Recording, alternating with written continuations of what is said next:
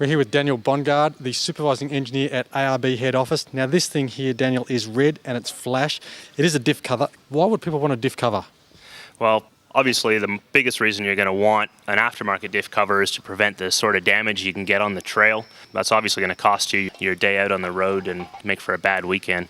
Well, Daniel, if people are looking at a diff cover, what sort of quality should they be looking at for a good quality one? Well, obviously strength is what you're looking for. You're not going to get the sort of strength that you're going to need to back into a rock out of any sort of sheet metal cover. Nodular iron is about the toughest material out there for that sort of thing, which is actually what the diff center would be made of itself, not so much the casings of anything that's mass produced. We also want to look for things like recessed bolts so that you're not going to damage the bolts as you go into obstacles. One of the biggest advantages of a good cover on a Salisbury type unit, as found in the Dana axles, is the fact that they normally have no form of drain plug at all. We've actually offered a drain filler plug on the front so that you can sample your oil or reduce the oil level, change your oil over on a regular basis without having to pry the whole cover off the unit and having to reseal it all back up.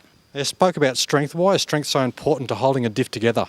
Well, there's a lot of torque going across your axle set. People are quite often putting axles into rock crawling vehicles that will have braking strains in excess of 14,000 foot-pounds. That's a lot of twist going across the open cavity of the Salisbury axle. A sheet metal cover is actually just going to allow it to flex easily under that sort of twist, and that changes the way the bearing cone and cup is going to mate with each other. You're going to get point contact in your bearings, which will destroy the bearings very prematurely. You change the way the pinion gear actually mates with the ring gear in the vehicle so that you get the corner of the tooth contacting the flat, which is what damages the ring gear and will ultimately result in a tooth breaking off at a very low torque.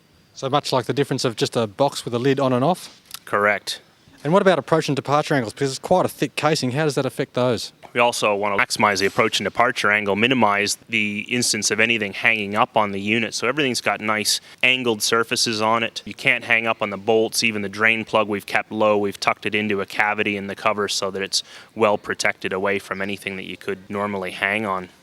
Now, Daniel, R&D is the cornerstone of all ARB products, but I believe you had a novel way of testing out these cases. Apart from finite element analysis, field testing, some lab testing involving sledgehammers.